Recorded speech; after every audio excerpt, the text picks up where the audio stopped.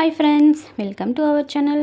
நாம் இன்றைக்கி பார்க்க போகிறது கீரை தொக்கு தாங்க. என்னங்க இது கீரையில் போய் தொக்கா அப்படின்லாம் ஆச்சரியப்படாதீங்க. ஆமாங்க, இந்த கீரை தொக்கு அருமையாக இருக்கும். எனக்கு கீரையே வேணாம், எனக்கு கீரையே பிடிக்கல அப்படின்ற பிள்ளைங்க கூட இதை விரும்பி சாப்பிடுவாங்க. கண்டிப்பாக இதை சேவ் பண்ணி வச்சுக்கிட்டு ட்ரை பண்ணி பாருங்கள். உங்கள் ஃப்ரெண்ட்ஸ்க்கும் ஷேர் பண்ணி விடுங்க. ஓகே, இப்போ இதை எப்படி செய்யுதுன்னு பார்க்கலாமா? ஒரு பெரிய சைஸ் வெங்காயம் கட் பண்ணி மிக்ஸி ஜாரில் சேர்த்துக்கோங்க. இது கூடவே 10 பல் பூண்டு தோல் உரிக்காமல் சேர்த்துக்கோங்க. தோல் உரிக்காமல் சேர்த்திங்கன்னா அதோடய ஃப்ளேவர் இன்னும் நல்லாயிருக்கும். அது கூடவே ஒரு ஸ்பூன் மிளகாய்த்தூள் வெறும் மிளகாய்த்தூள் சேர்த்துருக்கேன். இப்போ நல்லா அரைச்சி எடுத்துகிட்டு வந்துடலாம். ஒரு கடாயில் எண்ணெய் சூடு பண்ணி கடுகு, சீரகம், சோம்பு, வெந்தயம் இது எல்லாத்தையும் போட்டு நல்லா பொரிய விட்டுருங்க. பொரிய விட்டுட்டு இது கூடவே 2 வரமிளகாய் சேர்த்து வறுத்துடுங்க. அப்புறம் நம்ம அரைச்சி வச்சுருந்த அந்த விழுதை இது கூட சேர்த்துக்கலாம். அந்த விழுது சேர்த்துட்டு நல்லா எண்ணெயோடு மிக்ஸ் ஆகிற வரலும் நல்லா மிக்ஸ் பண்ணி விடுங்க. மிக்ஸ் பண்ணி விட்டுட்டு நம்ம ஜாரில் அரைச்சோம் இல்லையா, அதில் தண்ணி விட்டு நல்லா அலசி இதில் ஊற்றிடுங்க. ஊற்றிட்டு எண்ணெய் பிரிகிற வரலும் நல்லா கொதிக்க விடுங்க. இது சிம்பிள் டிஷ் தான். நம்ம 5 நிமிஷத்தில் செஞ்சுட்டு போயிடலாம். அவ்வளோ டேஸ்ட்டாகவும் இருக்கும், ஈஸியாகவும் இருக்கும். பிள்ளைங்க நல்லா விரும்பியும் சாப்பிடுவாங்க. அவசரமாக நம்ம கீரையை வேக வச்சு கடைஞ்சி ரொம்ப ஸ்ட்ரெயின் பண்ணணும் அப்படின்ற ஒன்றும் அவசியம் கிடையாது.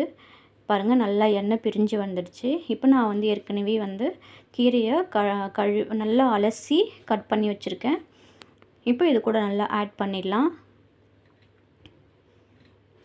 நல்லா இது கூட மிக்ஸ் பண்ணி விட்டுருங்க. அது கூடவே கொஞ்சமாக உப்பும் பெருங்காயத்தூளும் ஆட் பண்ணிக்கலாம்.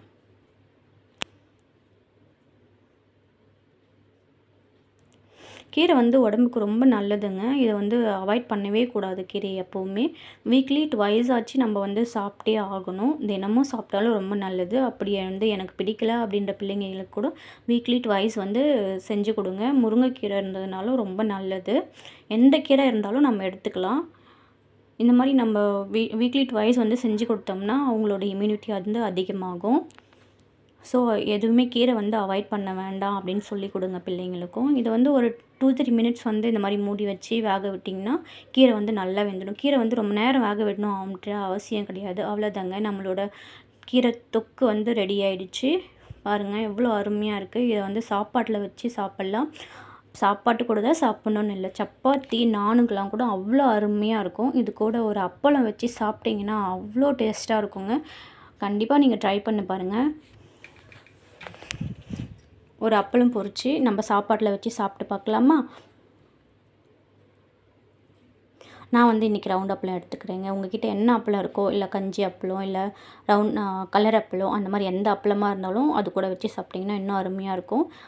அது மட்டும் இல்லாமல் இது கூட இன்னும் முட்டை ஆம்லேட் வச்சு சாப்பிட்டிங்கன்னா இன்னும் டேஸ்ட்டாக இருக்கும். தொக்கும் இது கூட ஒரு அப்பளம் வச்சு நல்லா அருமையாக நான் சாப்பிட போகிறேன். நீங்களும் வாங்க சாப்பிடலாம். இந்த வீடியோ பிடிச்சிருந்ததுன்னா உங்கள் ஃப்ரெண்ட்ஸ்க்கு ஷேர் பண்ணுங்கள்.